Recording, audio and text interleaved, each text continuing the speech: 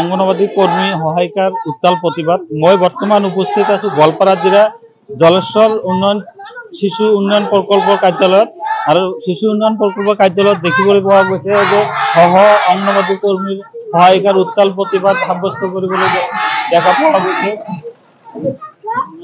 নানান ধৰনেৰ দাবিৰে ইতিমধ্যে অঙ্গনবাদী সহায়িকা প্ৰতিবাদ সাব্যস্ত কৰিবলৈ দেখা পোৱা গৈছে। কি দাবিত আপোনালোকে এই প্ৰতিবাদ সাব্যস্ত কৰিবলৈ? আমি আজি 15 তাৰিখৰ পৰা এই প্ৰতিবাদ কাৰ্যসূচী আৰম্ভ কৰিছো। আমি আজিলৈকে এই প্ৰতিবাদ কৰি আছো, কিন্তু আমাৰ অসম চৰকাৰে আজিলৈকে আমালোকক কোনো এটা আশ্বাস দিয়া নাই। সেইকাৰণে আমি বহুত দুখিত। কিন্তু কিছুমান ক্ষেত্ৰত আমাৰ অসম চৰকাৰ এবং আমাৰ বিত্তমন্ত্ৰী অজন্ত নায়ক ডাঙৰীয়ানী আমালোকৰ কেন্দ্ৰীয় চৰকাৰৰ পৰা আমাৰ অসমৰ এই 30 লাখ মডেল সেন্টাৰৰ কাৰণে বাজেট ধৰি লৈ আহিছে। তাৰ কাৰণে আমি নথৈ আনন্দিত হৈছিলো।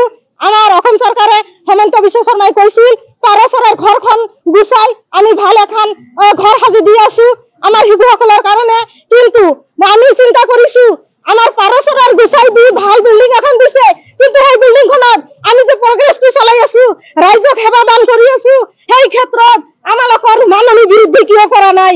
আজিৰ যুগত কোনো অঙ্গনবাদী কৰ্মীয়ে, কোনো সহায়িকা কৰ্মীয়ে তাহাতে আজি 6500 টাকা, 3250 টাকা চলিব পাৰিব নেকি?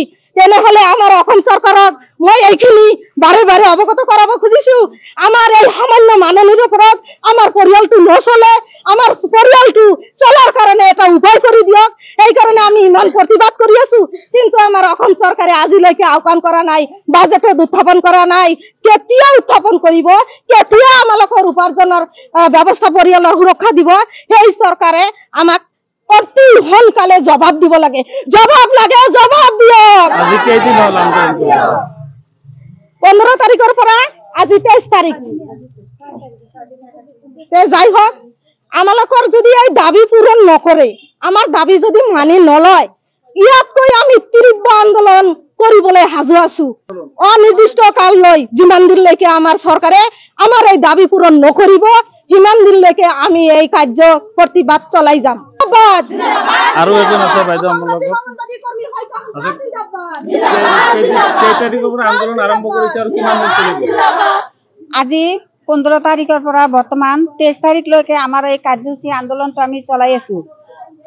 কিন্তু আমাৰ অসম চৰকাৰে এতিয়ালৈকে আমাক কোনো ধৰণৰ আহ্বান দিয়া নাই। আমি ইমান যে কুকুৰৰ নিচিনা আমি কিমান ভুগি আছো আৰু কিমান দিনলৈকে ভুগি থাকিম, সেইটো আমাৰ কথা। যদি আমাৰ অজন্ত নায়ক বা প্ৰধানমন্ত্ৰীয়ে বা আমাৰ হেমন্ত বিশ্ব মামা বোলে মোৰ মামা হয়, মোৰ মাকৰ ভায়েক বনাইছো, কিন্তু আমি ইমান দিনলৈকে যে ইমানখিনি ভুগি আছো কুকুৰৰ নিচিনা।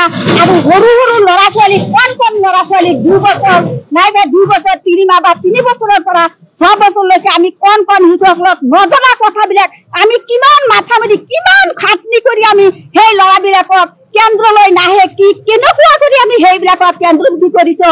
নাচ গানৰ মাধ্যমে, ভাষাৰ মাধ্যমে, কিমান খেলাৰ মাধ্যমে আমি সেইবিলাকক কিমান কথা কৈ আছো, ইমান বুজনি দি আছো। গাৰ্জেন বিলাকে কথা নুশুনে। কিছুমান অভিভাৱক আছে, নহয় আমি সিহঁতক নিদিম, এইটো খিচিৰি খোৱা স্কুল, খিচিৰি নোখোৱাম আমি, সেইবিলাকক বুজনি দি কিমান বুজাই পৰাই আমি শিশুবিলাকক কেন্দ্ৰলৈ যাত্ৰা কৰিছো।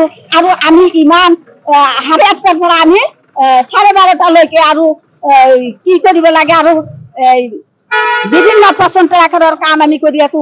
দিনে ৰাতি খাটি আমি ইমান কাম কৰি আছো, তথাপি আমাক কুকুৰৰ নিচিনা সিহঁতে আমাৰ ৰাজ্য চৰকাৰে চাই আছে।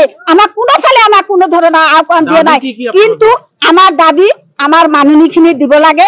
মাননি দিলে যিখিনি আমাৰ মজুৰি, সেই মজুৰিখিনি দিলে আমি সন্তুষ্ট হম। গতিকে যদি অসম চৰকাৰে আমাৰ এই মাননিখিনি মানি নলয়, তেনেহলে আমি যিমান দিনলৈকে আমাৰ এই মাননি যিমান দিনলৈকে আমাৰ অজন্ত নায়কে বা প্ৰধানমন্ত্ৰীয়ে মানি নলব, আমাৰ কাৰ্যসূচী কিমান দিনলৈকে চলি থাকিব সেইটো আমি হিচাপ দিব নোৱাৰো।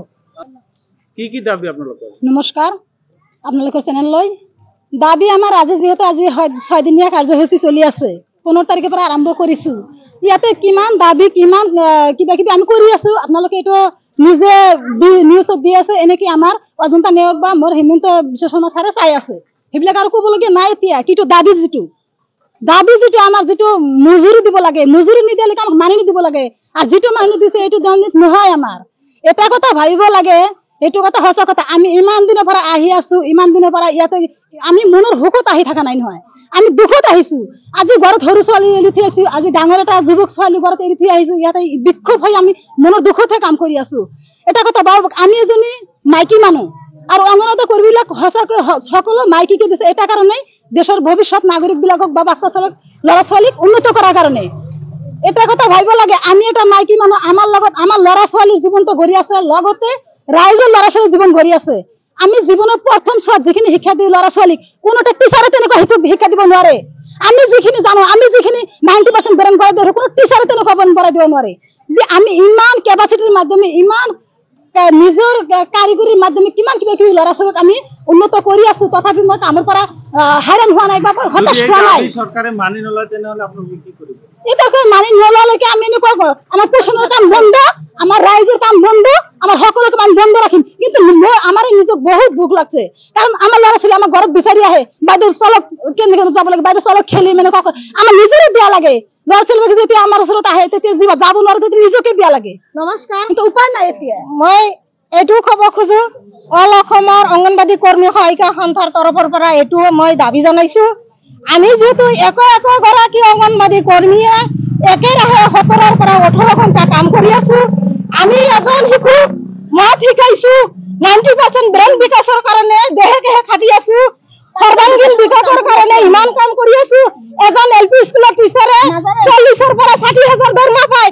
আমি 6,500 টকা মাননিৰ ওপৰত ভিত্তি কৰি আমি আমাৰ সমাজত এই সেৱা আগবঢ়াই আছো কিন্তু আমাৰ পৰিয়ালটো আৰু আমি যদি চলিব নোৱাৰো আমাৰ সমাজত আমি পোহৰ কেনেকৈ বিলাম গছ এটা বৃক্ষ বট গছৰ দৰে আমি সমাজৰ মাজত পোহৰ বিলাবলৈ ওলাই আহিছো কিন্তু আমাৰ চৰকাৰে আমালোকৰ পিনে লক্ষ্য কিয় দিয়া নাই আপোনালোকে ভাবক অসম চৰকাৰ আপুনি ভাবক আমালোকৰ এই শাৰীৰিক দুৰ্বলতা লৈ আমি সমাজৰ সেৱা কেনেকৈ আগবঢ়াম লগতে আমাৰ পৰিয়ালটো চলাৰ উপায় কৰি দিয়া কথা অলপ পলমে আৰু লগতে আমাৰ ৰাইজৰ সেৱা পৌলিকভাৱে কৰিবলৈ আমাক সাহাৰা দিয়ক আৰু লগতে আমাক যেহেতু এই মাননিৰ ওপৰত আমাৰ পৰিয়ালটো নচলে গতিকে আমি সেইকাৰণে সেই দুখত আমি আজি 15 তাৰিখৰ পৰা আজি 23 তাৰিখলৈকে এই প্ৰত্যেকটো কাৰ্যালয়ৰ সন্মুখত এই সংসাৰ পৰিয়াল এৰি থৈ ইয়াতে আহিব লগা হৈছে প্ৰতিদিন 100 টকা খৰচ কৰি এই কাৰ্যালয়ৰ সন্মুখত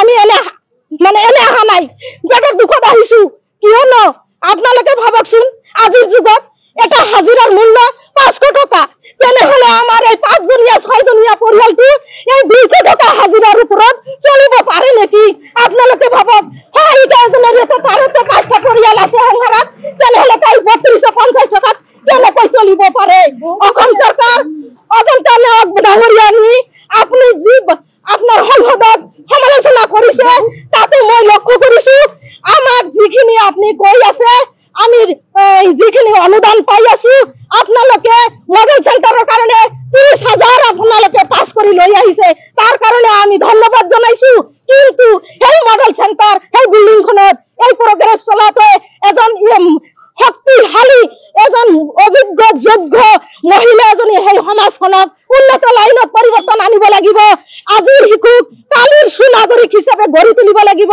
পূৰ্ণাংগ জ্ঞান দান দিব লাগিব 6টা সাৰ্ভিস দিব লাগিব তাৰ উপৰিঞ্চি বিভিন্ন কামত আমি নিয়োজিত হওঁ কাম কৰিবলৈ আমি অৱহেলা কৰা নাই বিভিন্ন কামত আমি নিয়োজিত আছো ইয়াতকৈ আৰু এতিয়া গুণ কামৰ বোজা দিলে আমি মানি ল'বলৈ বাধ্য হৈছো কিন্তু আমালোকৰ সেই কামৰ পৰিৱৰ্তে আমাৰ অসম চৰকাৰে আমাক কিয় মজুৰিখিনি নেদে কমসে কম 500 টকা এজন মানুহৰ মজুৰি হাজিৰা হিচাপে আমালোকক কিমান হয় মাহত 15,000 টকা এই ক্ষেত্ৰত মাত্ৰ আমি কিমান খুজিছো মজুৰি দিব নোৱাৰা দিনলৈকে কমসে কম 12,000 টকা এজন কৰ্মীক দিব লাগে কিন্তু আমাৰ অসম চৰকাৰে এনেদৰে কিন্তু যোৱা 15 তাৰিখৰ পৰা আন্দোলন অব্যাহত ৰাখিছে আৰু যদি চৰকাৰে অংগনবাদী সহায়িকাৰ দাবী মানি নলয় তেনেহলে কিন্তু তীব্ৰ আন্দোলন গঢ়ি তোলাৰ হুংকাৰ প্ৰদান কৰিছে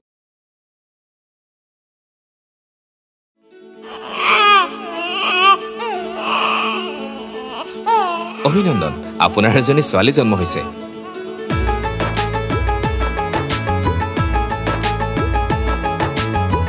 লাহি পাহি এজনী